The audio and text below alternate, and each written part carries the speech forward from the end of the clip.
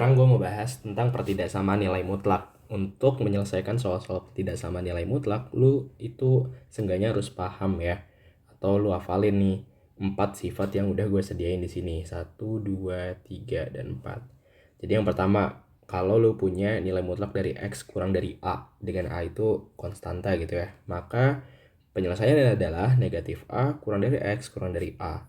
Dan kalau lu punya nilai mutlak dari X lebih dari A, maka penyelesaiannya adalah X kurang dari negatif A atau X lebih dari A. Nah, gimana kalau lu punya nilai mutlak dari X kurang dari nilai mutlak dari Y? Penyelesaiannya itu X kuadrat kurang dari Y kuadrat. Begitupun kalau dia tandanya lebih dari gitu ya. Jadi cukup lu hafalin 4 sifat ini, itu semoga lu udah bisa jawab mostly apa ya, soal-soal pertidaksamaan nilai mutlak secara umum di SMA gitu. Cara ngafalinnya nggak usah bener-bener berpaku banget, tapi lu kayak banyakin latihan soal aja, kayak satu satu satu hari itu ya satu soal gitu ya, cukup kayak seminggu lu harusnya udah bisa hafal sih.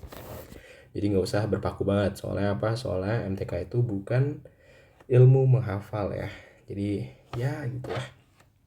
Oke, gue coba contoh kasus sama penyelesaiannya ya. Gue coba jabarin. Yang pertama, kasus yang pertama itu kalau gue punya nilai mutlak dari X kurang dari A. Penyelesaiannya apa tadi? Penyelesaiannya adalah negatif A kurang dari X kurang dari A. Ini yang pertama. Maksudnya gimana bang? Contoh ya, gue contohin. Contohnya misalkan gue punya nilai mutlak dari X plus 5 kurang dari 10. Oke. Yang X itu yang mana? X itu adalah si X plus 5 ini secara keseluruhan. Yang A itu yang mana? A itu adalah si 10-nya. Oke. Penyelesaiannya gampang. Tinggal ikutin aja yang ini. Penyelesaian yang negatif A kurang dari X kurang dari A. Artinya penyelesaiannya akan sama dengan negatif 10 kurang dari X plus 5 kurang dari 10. Oke. Nah, tapi lu lihat kalau di sini tengah-tengahnya itu si X doang. Sedangkan di sini ada plus 5-nya. Sehingga kita harus menghilangkan 5-nya dengan cara apa? Dengan cara mengkurangkan semua ruasnya itu dengan negatif 5. Oke. Ini kita kurangin. Ntar warna merah. Warna biru aja. Kita kurangkan dengan negatif 5 semuanya. Oke. Biar apa? Biar hilang. Oke. Jadi min 5 min 10 adalah negatif 15. Kurang dari X, positif 5 kurang 5 kan 0 ya. Kurang dari 10 dikurang 5 adalah 5. Oke, penyelesaiannya gitu aja. Untuk latihan, boleh kalian coba ya. Di rumah, yang pertama ada nilai mutlak dari 2X positif 10 kurang dari 3. Kedua adalah 3X positif 5 kurang dari negatif 5. Yang ketiga adalah nilai mutlak dari X dikurang 2 kurang dari negatif 7. Oke. Kita langsung lanjut ke contoh kasus yang kedua. Yang kedua adalah kalau gue punya nilai mutlak dari X itu lebih dari A. Maka penyelesaiannya tadi apa? Si X itu kurang dari negatif A atau si X lebih dari A.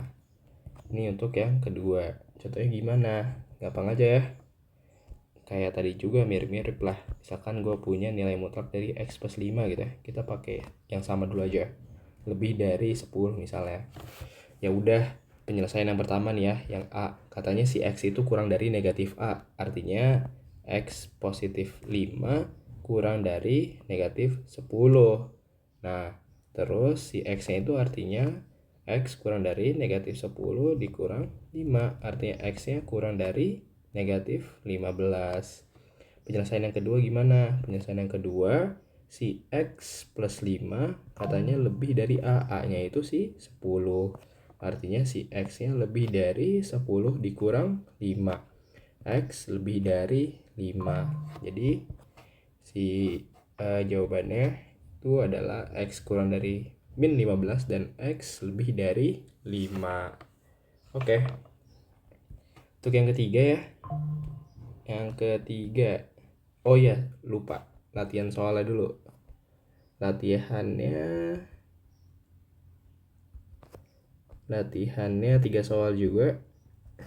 Kalau gue punya 3x positif 5 lebih dari 15 berapa tuh?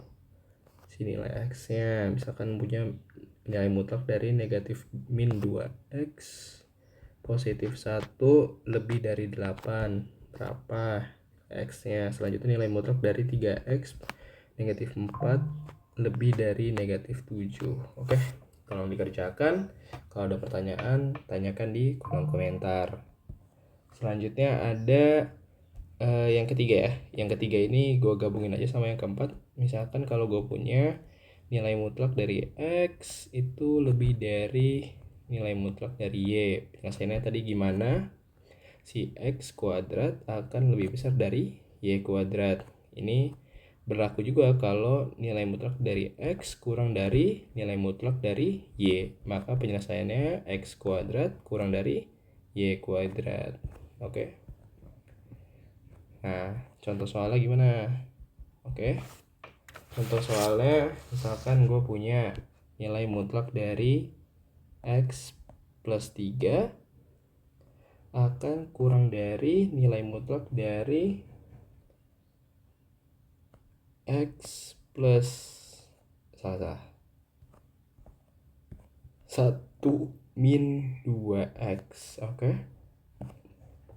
Kalau kayak gini penyelesaiannya arti kita ikutin yang penyelesaian kedua. Oke. Artinya x plus 3 kuadrat akan kurang dari 1 min 2x kuadrat. Hafal ya cara mengkuadratkan kayak gini. Misalkan gue punya a plus b kuadrat, maka akan jadi a kuadrat plus 2ab plus b kuadrat. Oke.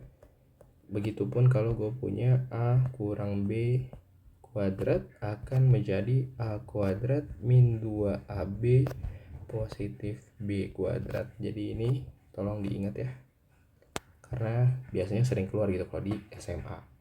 Oke, selanjutnya kita operasikan saja x plus 3 kuadrat. Artinya x kuadrat plus 2 kali 3, 6. 6 kali x plus 6x plus 3 kuadrat 9.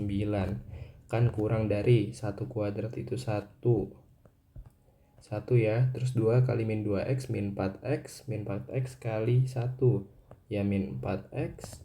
Terus min 2x kuadrat positif 4x kuadrat.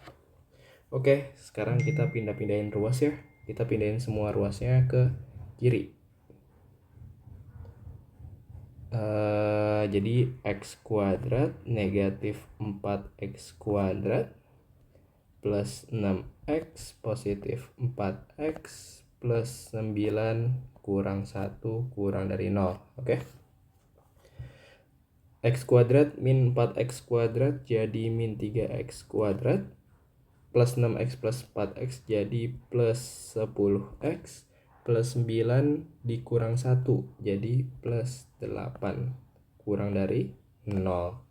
Kalikan kedua ruas dengan negatif min 1 agar si nilai yang di depan ini, si koefisien dari x kuadrat menjadi positif. Jadi 3x kuadrat negatif 10x negatif 8 lebih dari 0. Jangan lupa tandanya berubah kalau kita kalikan dengan negatif. Terus kita tinggal faktorkan. Di sini 3x, di sini x. Dan di sini positif 2, di sini negatif 4. Oke.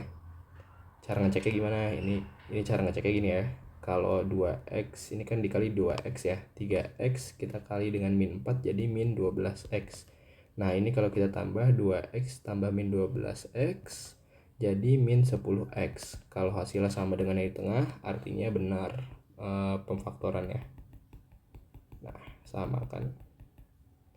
Oke, selanjutnya tinggal kita tentukan nilai x yang memenuhinya. Artinya x-nya di sini sama dengan min 2/3 dan di sini x sama dengan 4. Oke.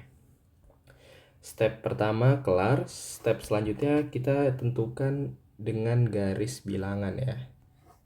Jadi di sini ada, misalkan di sini adalah negatif 2/3 dan di sini adalah 4 gitu. Nah, kita tentukan, kita uji dengan 0. Kita masukkan X sama dengan 0 kan ada di sini ya. X sama dengan 0. Misal X sama dengan 0, kita masukkan ke sini. Ke 3X plus 2X min 4. Kalau kita masukin X sama dengan 0, artinya jadi ini kan 3X plus 2 dikali X min 4. Kita masukkan X sama dengan 0. 3 kali 0, 0. 0 tambah 2, 2.